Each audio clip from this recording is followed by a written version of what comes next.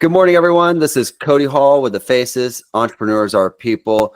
I'm also the CEO and founder of Telehelping, a virtual staffing organization. With me today is Cristina Perez. Thank you for joining. Thank you. Oh, man, look at us. Can't even talk today. We're not editing this out. We don't edit videos. So thank you for joining us, Cristina. Happy to be here. Thank you so much for having me. No, I promise next podcast I will get at least 2 cups of coffees before I start talking. So, well, Cristina, I'm very excited to chat with you. We had some really awesome dialogue before we jumped on. So I want to take the opportunity to have you just, who is Cristina? Tell us about you. Yeah, I'd love to share a little bit about me and what I'm doing in terms of work. But I like to start on the personal side. So I'm actually first generation Mexican American. And I guess that's something that only as an adult I really started to embrace. But I lived in California for life and then made my way to Phoenix, Arizona almost 7 years ago. That's really where I started my finance career. With Vanguard for a few years before making my way to Fidelity and then to an independent firm in Scottsdale before ultimately starting a financial coaching business at the beginning of this year, while also doing some fee-only investment advising with a company called Nectarine. So I love financial planning. I love helping people and I love talking. Just kidding, but that's why I'm on this podcast. I know. And if one thing I get from everybody, wife included, is I talk a lot. But my wife says it's my superpower, which is funny because I have been practicing my Spanish at large more in the past 2 years than I have before. I can tell it's pretty great. Oh, no, pero es muy gringo. So I have my team tells me all the time. I think when my assistant heard me the first time, she's like, that's the first time I heard you have a conversation in Spanish. I'm like, what do you think? Right? It sounds like I'm from Jalisco because that's where I learned my Spanish. And she's like, yeah, it sounds gringo. I'm like, well, you know what? You're in luck because blonde hair, blue eyes. They can't get away from it. They appreciate you trying. So I appreciate it too. I can appreciate the effort. Well, and one thing you hit on too is understanding the value of your heritage as an adult. And I have to say, I grew up, just to give you a perspective, like I grew up in the Southeast. So okay. I think my heritage would be pretty white, right? It's like white South, United States, East. And so for culture, we're about as plain as white rice, right? Unless you count country music and Budweiser. And I can say that because I'm from that area, right? Yeah. But, moving to LA and everything, getting exposed to more culture, meeting my wife and then moving to Mexico, I kind of identify as Latino because I just love it. I love Is your wife Hispanic? She's Mexican. Okay, so you are an honorary Mexican then. First generation, right? But what's even funnier? In-law, I guess. What's even funnier though is my kids are they speak Spanish primarily. And awesome. Wow, just talking about blonde hair, blue eyes, right? Is my son is like the tiniest little Gueto you've ever seen in the entire world. And I'm starting to speak more English to him because I realize I've done him a slight injustice and we only spoke Spanish to him. Like everyone has been Mexican since he has probably been, he's born in the States, moved back to Mexico. So since 2 months until now, until he came back to Napa, it's just Spanish, everything's Spanish, except for my mother, which I always used to joke would be hilarious if he spoke Spanish like a Jaliscan, but then spoke English like a redneck. And so that would be hilarious. It's still possible. Yeah. Well, I would like to know where did that moment happen where you're like, it's valuable for me to recognize my heritage? Like where did that happen? It was during college. And to give you some context, I remember in middle school, I was in a magnet program, which means that instead of going to my home school, I got to go to a different school on a bus, and that allowed us to be in a program with, better teacher to student ratios, but also it was a television and performing arts magnet, of course, because I was in Los Angeles. But, I lost the point of that story. we were talking. Oh no, yeah. So I remember all of those kids were mainly white, and all of the homeschool, or the kids that were called residents, meaning it was their homeschool, they were mainly Latino. This is Pacoima Middle School, for anybody who doesn't know the San Fernando Valley. Pacoima is maybe considered kind of ghetto. But it's funny because it had one of the best magnet programs that, they were bringing all of these kids, well-off white kids, to Pacoima Middle School for this program. And awesome. I would hang out with them, and I remember they felt like I was like too Mexican, or I felt too Mexican with them. And then when I would hang out with the residents, they would literally tell me like, you're whitewashed. And I took that as a compliment, because before I used to, I guess I wanted to assimilate, right? And you definitely hear about that in Chicano studies as well, how a lot of Mexican immigrants purposefully did not teach their kids Spanish because they wanted them to assimilate, but that does end up being, I think, a disservice in the long run. But it was really then in college that I then started, I think it was because I took anthropology, and I started just really understanding that there's no one right way to live, and therefore I just became more accepting of my heritage and more curious, I think. And I think that's also when I started going back to Mexico more. So that's probably another reason why that clicked. No, I mean, that's really interesting, because I think I impress upon my wife more that I want our kids to have more ties to their Mexican roots. And so what's been hilarious is my genes are strong. However, she can be able to provide them a culture that I can't, right?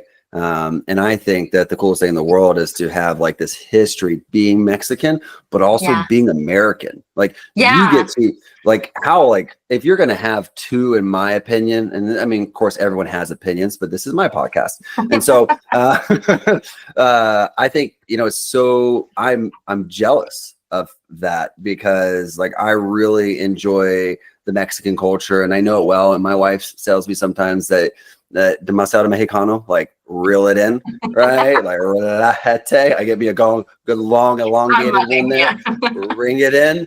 And so and I just embrace it, because I'm one of those people, like when I'm like, okay, I'm gonna live in Mexico. You know what? Now I'm going to take this thing, learning Spanish, seriously, right? And I practice it every day. I read Spanish to my kid every night, right? He thinks it's for him, but it's for me, right? And so, so that, but it's really great that you said that, because the first thing I thought of was a podcast I did with Stoy Hall, which I would definitely say you should go read. So it's the first one published, actually. And Stoy said something really cool about being a mixed, African American. He's like, and he said this. He's like, I'm not 100%er, right? And so the Black community kind of looks at me as I'm one of them, right?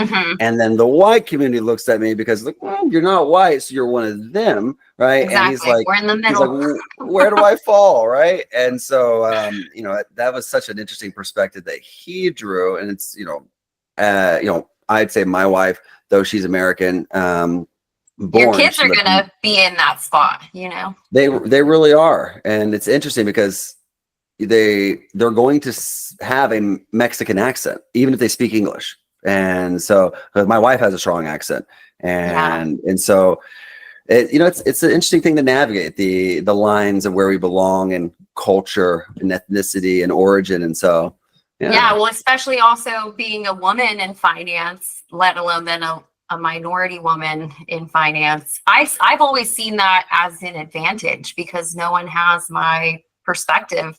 So honestly, it's funny because when I interviewed at Vanguard, it was literally me and one other female on a bus of like 20 male. We were all going to interview, and I was to interview. Yeah, they flew me here, and then picked us up from the hotel, and then I was like, they bust you to the interview. I'm like, wow. Yeah, I guess it was very nice interview process. yeah. But cool. I remember conversing with the other, lady it was a lady, she was a girl on the bus, and you could tell she was like nervous and felt at a disadvantage. And I tried to tell her, like, this literally gives you a leg up because they want to, and definitely I think it's right before the big push for diversity and inclusion, which, yeah, that's a whole debate, because I think it's great. I do think it's great, but I also dated someone who was at a higher level at Amazon, and they were pushing it, and he felt that that was causing people with not the right skills to get promoted, but he also was a white male. So, I'd like to, as a white male, I can speak to that a little bit, because before I got into the CEO of things, like I led HR teams as an executive, and it was not until I moved to LA until I quite understood what it meant to be a white male. And kind of how it benefited me, because, I had an ex, right? Speaking of the exes, right? And, she made me aware of the fact, like, oh, when you walk into a room, right? You're this 6'2", well-dressed, handsome white man, right? You don't even have to be in charge for people to associate authority with you, right? Wow. Like, you walk in and all of a sudden, like, if they don't know who you are, they are going to think you're in charge, just because the way you walk in the room. And then there's my personality, which is a whole nother world. And if it's not my room, it's my room. That's going to help. Right. And that's going to help. And so, but it made me aware. And, while I've always been, when I started Octiva, funny story, my trip to the world of Latin America and involvement started then, when I realized my entire company was Latin mothers, right? What a way. Right. All my nurses, were Latin moms. Good employees. Right. They great nurses. Right. It's who you want to be a nurse, because I had everyone from Mexicans to Puerto Ricans to Cubanas, like I had everybody. And then everyone from 2 children to 5 children. So I had an assortment, from young to old. And it was a great perspective that they provided me. But, also, and I'll quote my chief nursing officer, you can't hire someone because of how they look or where they come from, right? She's, at the end of the day, we need good nurses, right? And I don't care. She's like, and this was a spicy mother of 5 African-American woman. And she's like, I don't care what they look like. They can come in short purple, non-binary. Like, I just want someone who's going to do the job. And, and I had issues when DIY became a thing, right? Or diversity and inclusion, because they're like, hire these people. I want a minority female. I'm like, wow, like, yeah, great, that'd be awesome. But what if that's not the best candidate? Like, no, I want a minority female. I'm like, okay. Yeah, and I guess the argument they always have is, no, but this is always like assuming that you have 2 people of the equal skills, and it's like, but do you really have that?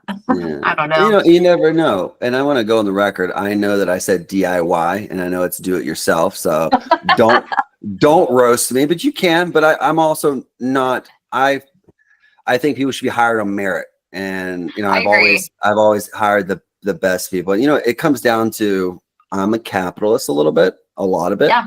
And I just think that the approach of hiring the best person, because best can kind of be arbitrary, like what is best, right? And so that's, we have to look at numbers, right? We have to look at certifications, we have to look at degrees, but then, there's also the element of like, well, how did they get those degrees? Because I'll give you a perspective from my wife's, right? I'm shortlisted to attend Harvard School of Governing and Education at John F. Kennedy. And my wife, who made me apply, she's like, oh, you should go there because the scholarship that I was offered. And I was like, yeah, I guess I can run a company and go to grad school at Harvard. We'll see. That's neither here nor there. Is that happening right now? It would be next year. Let's see. I'd have to move to Boston and things like that. So I'm shortlisted right now. You should do it. I literally have been going to Harvard master's programs, like Q&As and things for the past year. Been thinking about it. You know what? And we'll get to why I thought that was really cool, because we should talk about master's programs, because we definitely will. And good news is the caveat is I was like, it'd be great if I go to Harvard because then my son can get into Harvard much easier. And she's like, well, that's not fair because he's a legacy person because you went to Harvard, then your kid goes to Harvard, then your kid goes to Harvard, and your kid. She's like, it's a disadvantage for those who don't have a parent who go to Harvard. I was like, and I looked at her and I said, more. Who cares if it's our kid? We're getting that kid in the car. I'm like, I was like, I would be with you if I wasn't shortlisted, right? So Yeah. I'm like, I'm with you. It's such a disadvantage. I'm with you. But then you have the opportunity. You're like, well, let's talk about it, right? Yeah. Why not take it?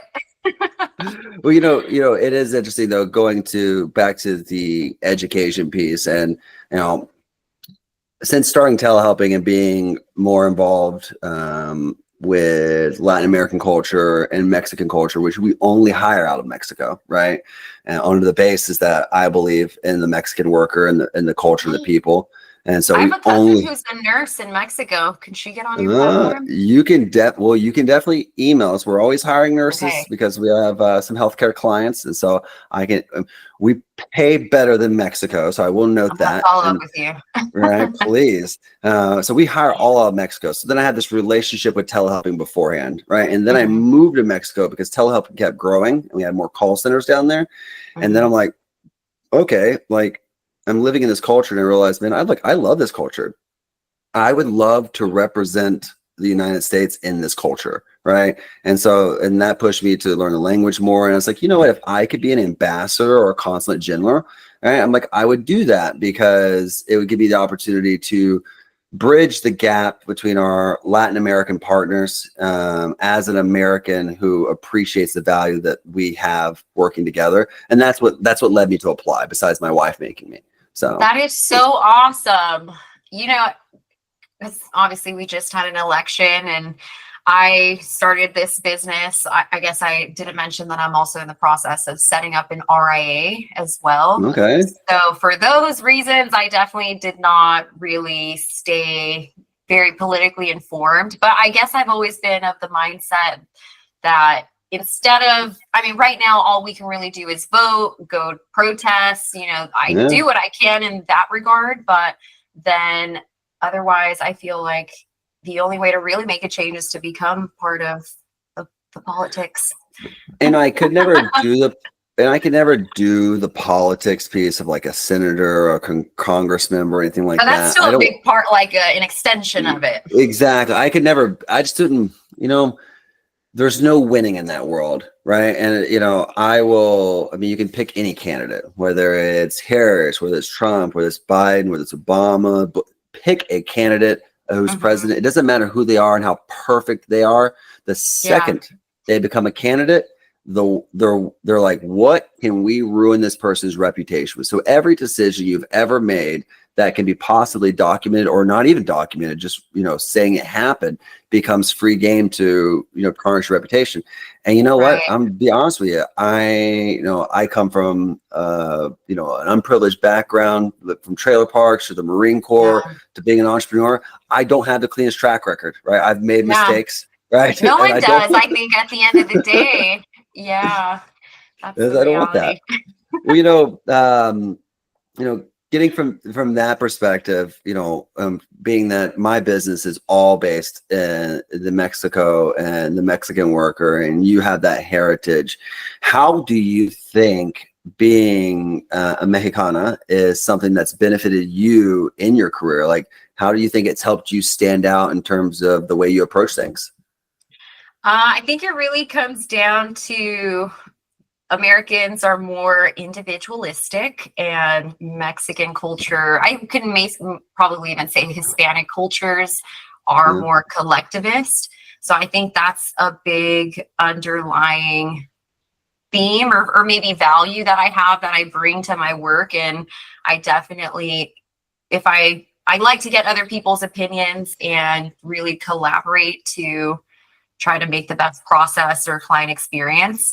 But yeah, I guess, and I don't know if this is, Hispanic, this is probably just maybe a characteristic of mine that I'm bossy, but I fully have embraced it. And so I think that has helped me in the workplace as well. Just being very comfortable giving my opinion. And I'm always willing to I'm never, I guess, expecting my opinion to be right. It's more so just to inspire people to share their opinion as well. So I think that's something that I guess I've been able to use. And I guess I attribute that to my Mexican heritage from always being in large group settings. Because my mom is one of 7 kids. My dad is one of 6. And then each of their brothers or sisters have 3 to 5 kids. So you can just imagine, Sundays at grandma's house were very, very rowdy growing up. So you have to be loud, in order to be heard in that type of setting. I mean, and so I guess that's bossy is a way to definitely, I'm not going to, mass generalize Latin women. All right. But if I was going to, right, that'd be a good. I would say that there would be a large majority of correctness in it. Not my wife. She's definitely, and it's indicative of her experience in her family, right, with all these loud voices and her 12 aunts and uncles, right, and her mother and her sisters, right. They're all very loud. And I say that you're all very loud if you're watching this. And they know it. It's okay. But my wife's not. She's definitely lower toned. And so that makes her someone, it gives me a different Latin experience. And so, because versus, like I said, working at Octiva with all my Latin moms, that was not them. They let me know exactly where I stood instantly. Well, in a hospital setting, you also got to be loud. Correct. But no, and there's actually, some cousins of mine who are the more quiet ones. So I think, just some end up becoming more reserved and some end up becoming more loud, I think. Yeah, well, it's interesting that you say that because it's both a gift and a curse, right?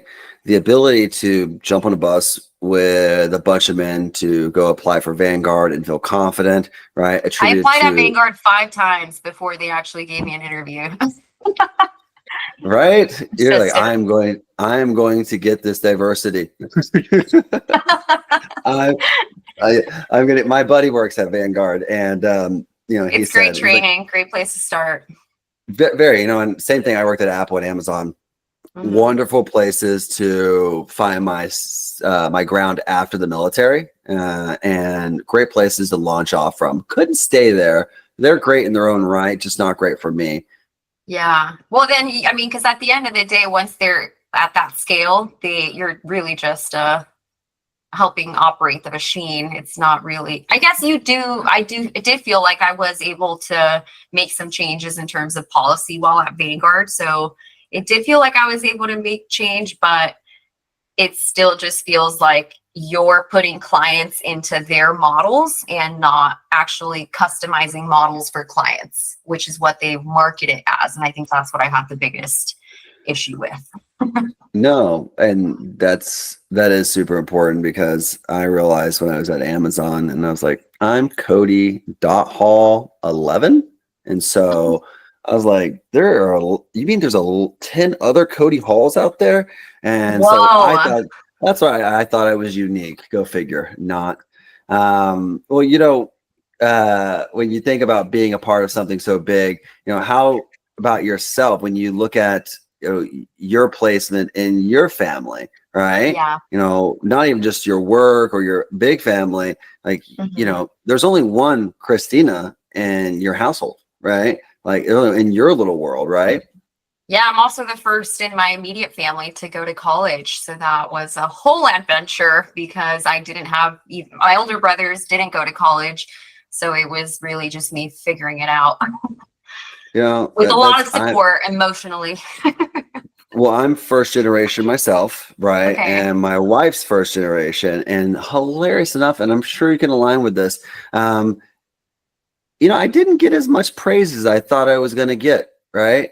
From your family? Correct. I thought I was going to be elevating these SOBs. And they were like, my grandmother, I remember she said, I told her what my graduation date was. And she says, I think I may have something that day, but I'll let you know if I can make it. And I was like, what is happening? Yeah. No, I'm, like, I'm graduating from college. You better show up. Wow. Did she show up? Did she show up? Yes, she did. I would have never Good. let her live. I would have never let her live it down. And it's the same thing with my wife and her family. Like, she went to, she was born in LA, but spent her entire life in Mexico. Right. And so Right. when she decided to move back to the United States in her 20s, she didn't speak English. And Mhm. so, she had to, it was like, well, I'm going to learn English. So she learned English. Right. And then, which was something that was unique for her family because historically her family didn't assimilate. Right. And so Right. she did. And then she went to college. Right. And Yeah. then, and everyone's like, oh my God, you're better than everybody. And she's like, That's what no, yeah. yeah. And I really recently, part of my process as a financial coach is getting people to identify their core values and their goals, because I feel like that's a step in the traditional financial advising space that just gets glossed over. Yeah. But I identified my own. I'm like, I have to take myself through the process that I'm taking these clients through. And I really solidified education is one of my core values, along with art and relationships. And I think that is what, to me, makes a fulfilled life. But yeah, and I think going back to education, I want to be a continuous learner. And therefore, that is really, I feel like college is just a time of self-discovery where you're becoming a well-rounded person. You have to do all the general. And that's, I think, what helps to make you a well-rounded person. And then, yeah, just specialize in something that hopefully, I actually started college as a film major and then switched to journalism, switched to dance, switched to business finance, and then got kicked out and then got back in as a business management major. So I obviously also feel like I have such an interesting college experience, and I do attribute a lot of my success to that college experience because I think I just grew and I learned how to think critically and problem solve. And yeah, so it does irk me when people say like getting a degree or a degree is just a piece of paper. I don't believe that. Yeah. And that's something exactly where I was going with it. You're afforded an opportunity, much like in the Marine Corps, and where you're getting placed into this environment that allows you to be tested and allows you to be pushed into whether it's educational or life experience situations, right? And Mhm. college as well as the military. And I say that because I did both, right? One after the other. And so I hear people in the military like, oh, I'm not going to college, right? It's just a piece of paper, right? And then you have people Mhm.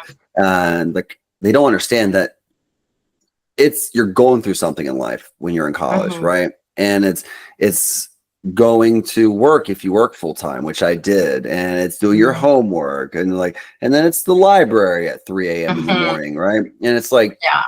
being able to commit yourself to achieving those things is far different. And I've done it is running up a mountain with a machine gun, right? And like that will try your perseverance in a certain way, but also like I've lived in libraries for a week, right? Multiple times a Yeah. year. And so they make you who you are in a sense. And I think that can't be stripped away from getting a degree. Now, I would say we Mhm. could have a whole other podcast. And Christina, we may need a part two in Well, you're in gonna our do part 2 on my podcast. perfect. We'll do part. We'll schedule that because I feel like there's so many ways we could just continue running with this, but I Yeah. don't want to get too far away from. We had this really cool person who we've just met, right? And your culture and the way you approach things.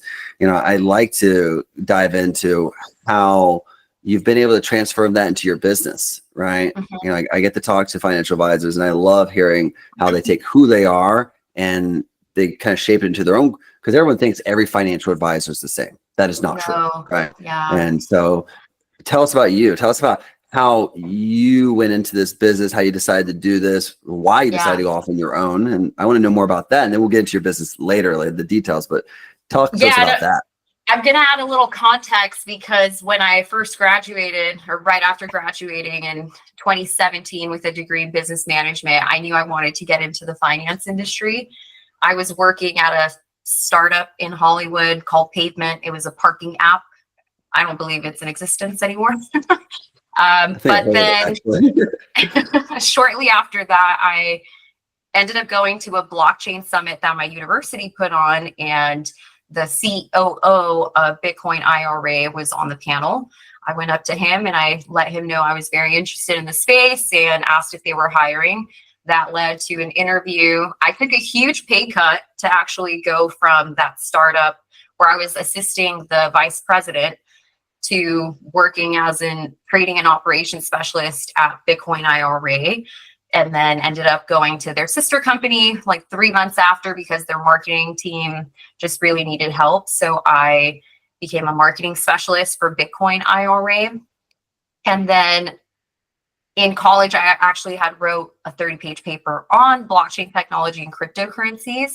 And so that's the reason I bring that up, is that is a more so I noticed that, for example, the firm that I was at did not want to touch cryptocurrencies or even talk about digital assets. But I realized I love speaking to that and just educating clients because it is highly speculative and it's not a get rich quick scheme. And I feel like we're doing clients more of a disservice by not talking about it. Right. And therefore, yeah. So, but then fast forward to going to Vanguard, where I was servicing high net worth, meaning everyone who had 1 million or more in Vanguard products, to then ultra high net worth. So that's everyone with 5 million or more. There, I wasn't a financial advisor. It was more so customer service. And that's, I think, also where I got an emphasis on ensuring that the client experience is world class. And I take that also very seriously. And I think that actually probably stems from working at In-N-Out for 3 years. But then ultimately, when I became a financial advisor at Fidelity is when I really started asking clients about their expenses. And ever since then, all the way up until the last role that I held with Baintree Wealth Advisors, which is the independent firm in Scottsdale, so many clients could not tell me their expenses when I would ask. And that is such an important input when we're running a retirement analysis to figure out if you've saved enough assets to be able to retire and ensure that you're not going to run out. So therefore, I think I realized that this is something that people need help with. They don't know what they're spending. They don't even sometimes know for sure what's coming in. And therefore I felt like, and it's exactly what I would tell them, garbage in, garbage out. If the inputs that we're putting into these complex, robust, softwares are not true, then the analysis we're going to get is not true.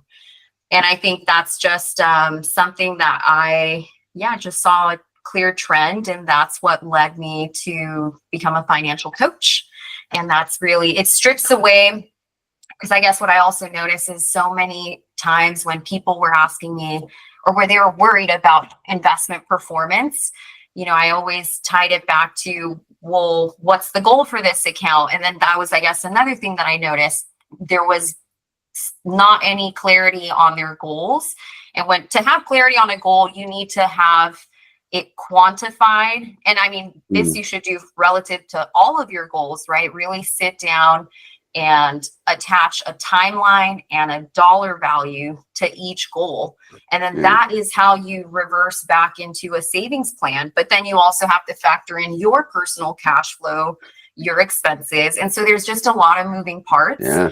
And I think I can see why. And I guess another thing that was frustrating me is the traditional advisory space. They don't really help clients with cash flow management.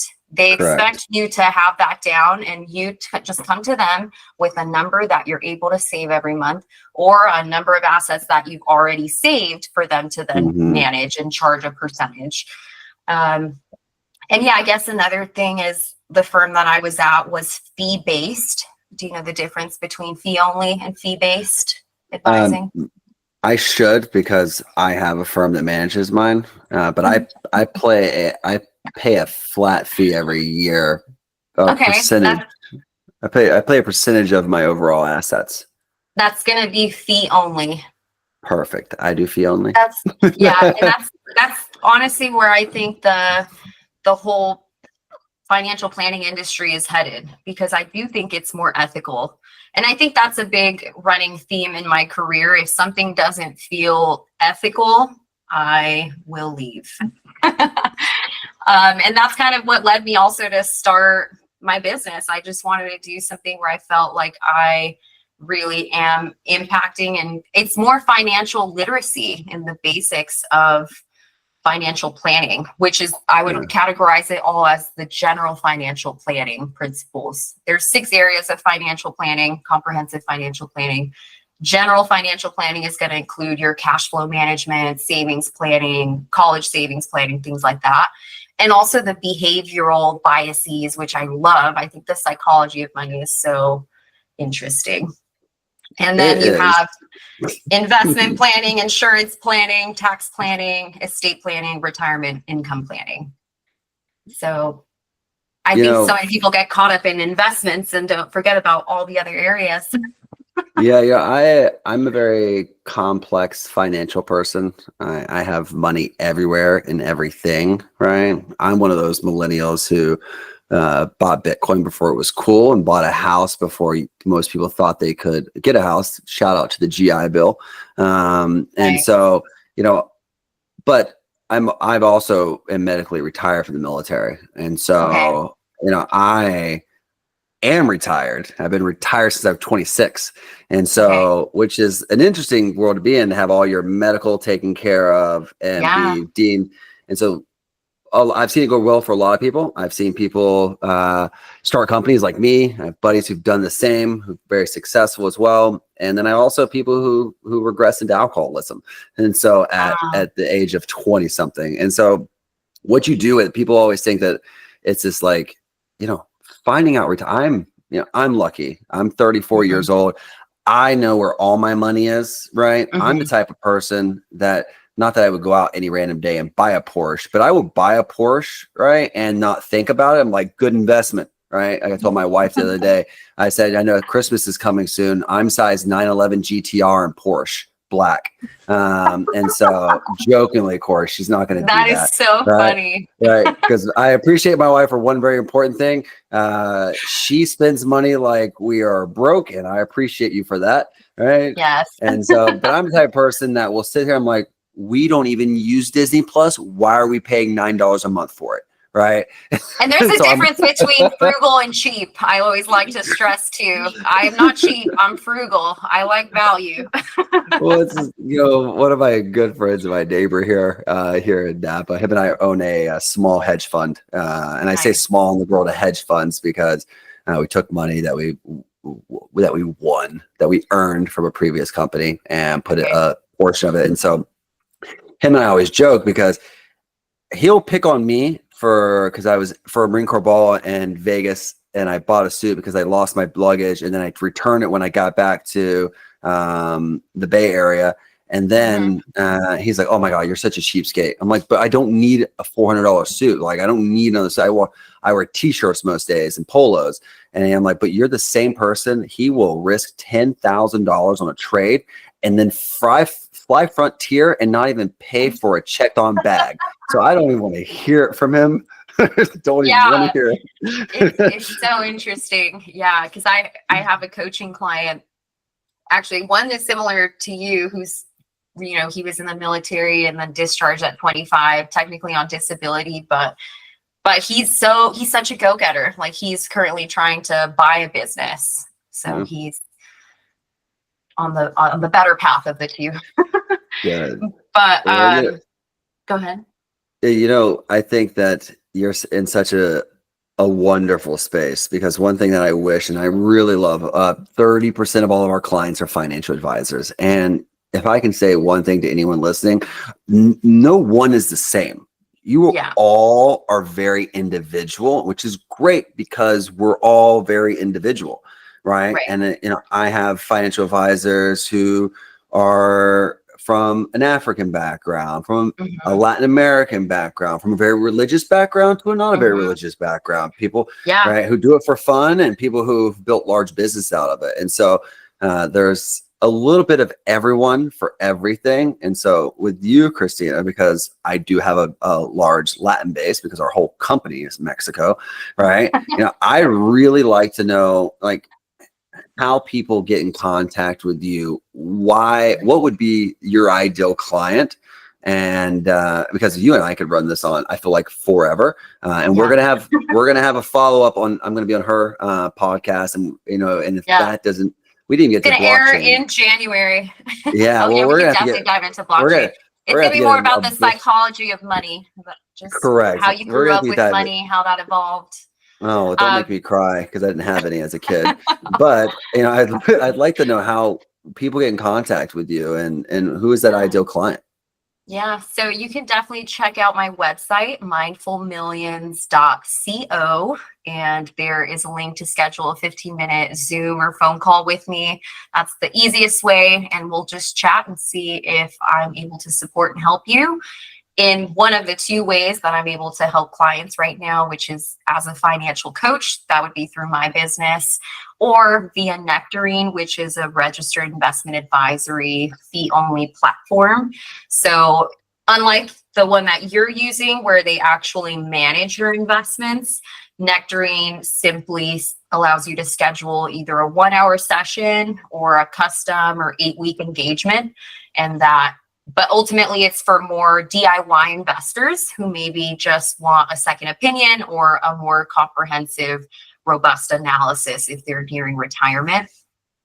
For my financial coaching clients, I would say if you are making over 75,000 individually or 150,000 as a couple, and you don't know where it's going, and you are having trouble implementing and actually sticking to your budget, that is what my financial coaching service is designed to help with. Or if you have debt and you have no plan to get out, that is also something I can help with. Or if you just have a ton of goals that you need help clarifying, quantifying, prioritizing, and then actually creating an actionable plan to move forward towards those goals, that is exactly what a financial coach can help with as well. Via Nectarine, as I mentioned, that is fee-only investment advice. So that's really going to be, I can review all of your investments and let you know if you should reallocate or reposition to be better positioned to get returns over the next 10 or 30 years. Because I have noticed a lot of people are overweight in U.S. stock. And obviously, we've had a run in the S&P 500, which has been great up to this point. But I think right now is a really good time to reallocate and better position and have more exposure to international markets, perhaps. Yeah, well, in the world of hedging, right? I tell people all the time, like, I don't wear a seatbelt because I think I'm going to crash. I do it just in case, right? And so, I think it's great that you have the advisor. And I'll tell everybody, like I tell people all the time, I have my own greatest opinions. However, I also have advisors, right? And I'm right about everything, right? Ask anybody, right? And so, Cristina, thank you so much. Thank you, everyone. Welcome, Cristina. Once again, this is the Faces Podcast. Entrepreneurs are people. She's an awesome person. I'm your host, Cody Hall, CEO and founder of Telehelping, a virtual staffing organization.